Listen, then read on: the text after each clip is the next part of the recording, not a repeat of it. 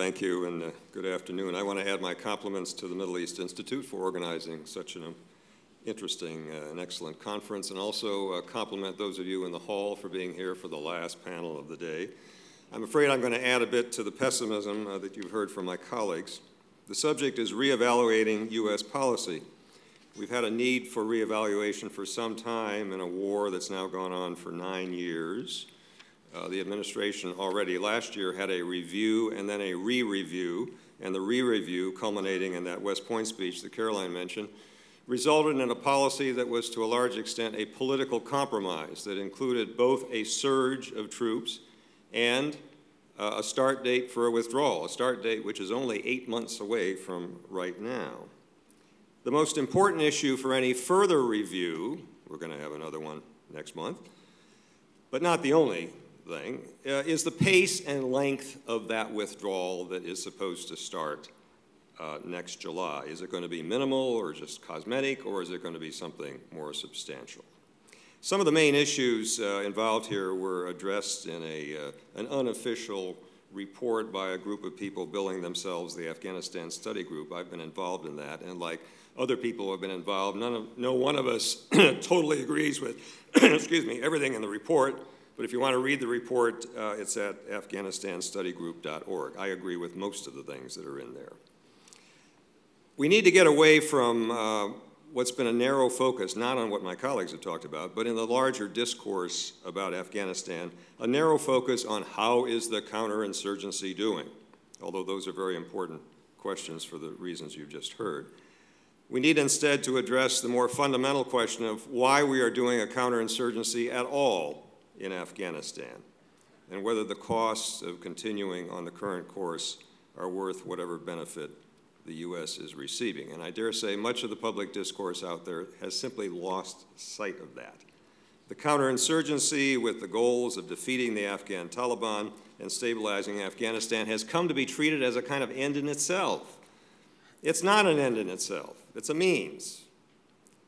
It's a result, to put it in the bluntest terms, of a 9-year-long mission creep that has accompanied a deterioration of security conditions in Afghanistan, with which we are all too familiar, which in turn has accompanied that 9-year-long military mission.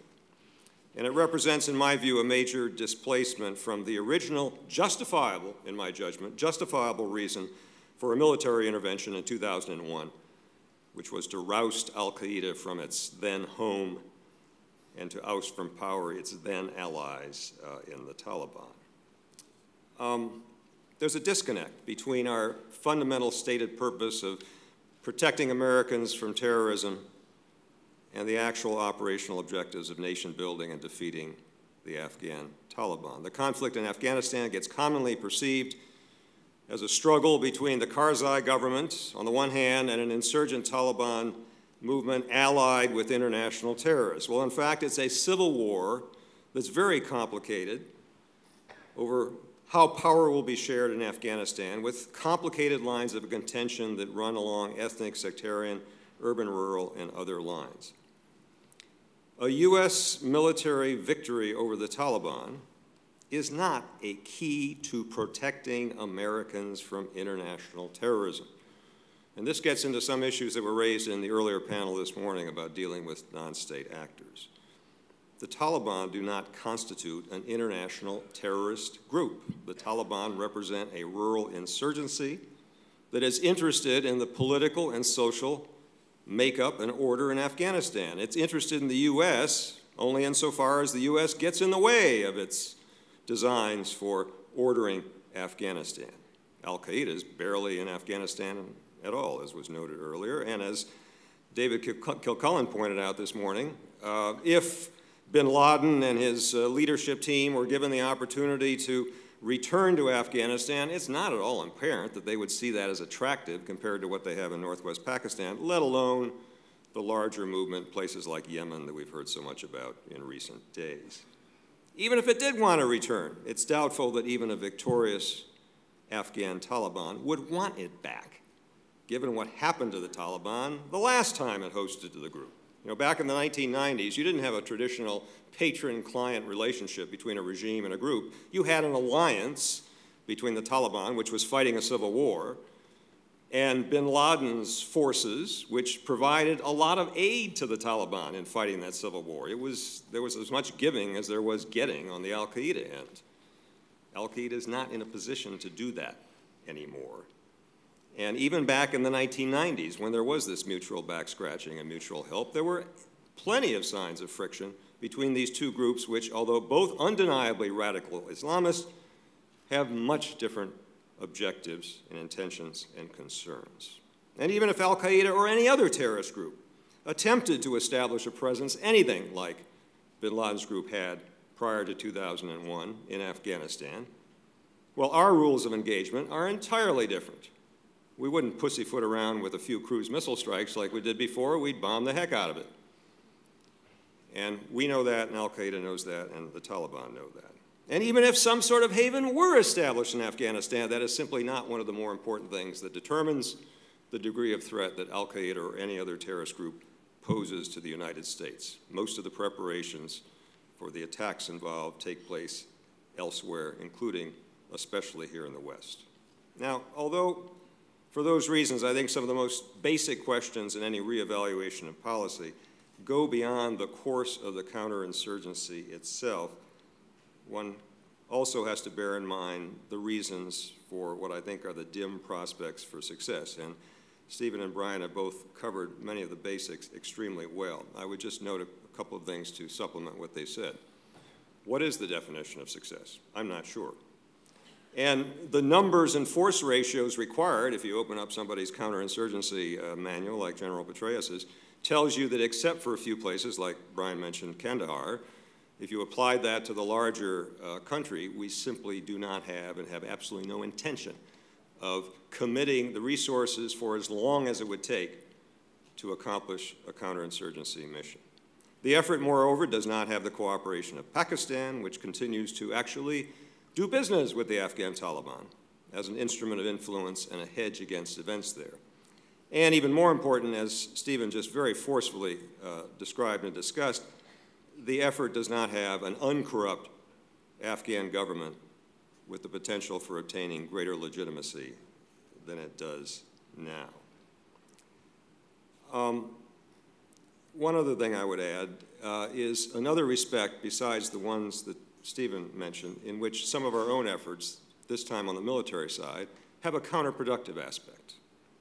We have, through what has become an increasingly unpopular military occupation, been creating enemies probably more rapidly than we have created friends. And this in a country that had been, in the Muslim world, a welcome oasis of goodwill toward the United States, and in relative terms still is, in contrast to those poll results that Shibli Tilhami presented to us in the last panel in countries farther west in the Arab world.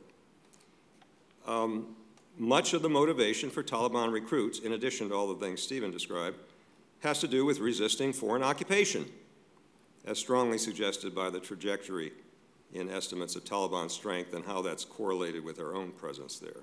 Our own presence also encourages closer cooperation among a disparate array of extremist groups in Afghanistan and Pakistan alike, and even more broadly, resentment over our military presence is increasing the resonance of extremist propaganda elsewhere. I think a reevaluation of policy ought to result in a change of trajectory in three areas. One is that question of the pace of the drawdown beginning next year and whether it's going to be something more than just minor or cosmetic.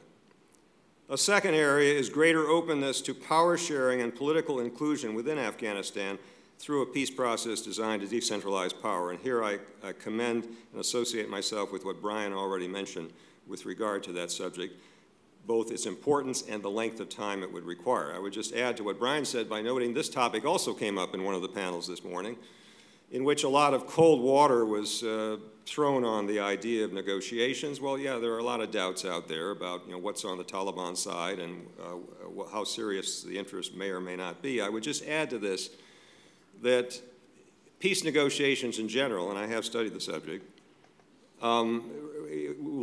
you have a hard time coming up with an example in history where there wasn't a lot of dissatisfaction with not just on not just one side, but probably both sides, with the particular circumstances and timing and conditions of opening talks, let alone closing a deal. And as to the point that you often hear that, well, we've got to soften up the Taliban some more, bear in mind that the same logic applies to the other side. And what may be the most opportune moment for us in terms of where it's strategically most advantageous for us to talk may not be the same moment for the other side to talk. And if we forget that, we may miss an opportunity. The third area in which policy needs to be rethought is, and again, I'm just going to second what Brian said because I think he addressed it very well, a more energetic regional diplomacy to engage the stakeholders in a diplomatic effort designed to guarantee Afghan neutrality and foster regional stability. Now let me close by just referring briefly to Pakistan, our other country. Something else we often hear is, in response to all that stuff I said about the Taliban isn't a terrorist group and so on, well, we're really there because of Pakistan and all those nuclear weapons, we don't want mad mullahs getting their hands on them and so on. I dare say that if we started with the stability of Pakistan as a key U.S. goal in this region and did a zero-based review of how we encourage it, that a counterinsurgency in Afghanistan would not be one of the measures we take in pursuit of that objective. We have a tendency to think here in spatial terms. There's something called instability that kind of goes over the border slowly. It's sort of like that old Cold War imagery of red paint oozing over the globe. But if you think in more specific terms about what the dynamics are involved, even though there obviously is a lot of cross-border activity, that isn't really the way it works. Many of the things that we do, both on the northwest side and the southeast side of the Durand Line, because of their unpopularity, make it harder for the Pakistanis politically to cooperate with us on counterterrorism and other measures. And as some Pakistani officials themselves have pointed out, to the extent that we're successful on the Afghan side in driving militants across the line, they've just got that much more of a problem on their side of the line. The main way we ought to think about Pakistan, this is my closing thought, is as a very important player in that regional diplomacy, getting the neighbors involved. The Pakistanis have made it quite clear that not only do they expect to play a very major role in whatever combination of negotiation and other processes brings about a reasonably stable end state in Afghanistan, but also that they are quite willing and able to serve as a spoiler if they are not admitted to that kind of role. So we need to involve the Pakistanis and the others in ways that reflect the considerable interests they have that parallel our own, and against the backdrop of which it simply does not make sense for the U.S. out by itself to bear so much of this burden. Thank you very much. Thank you, Paul.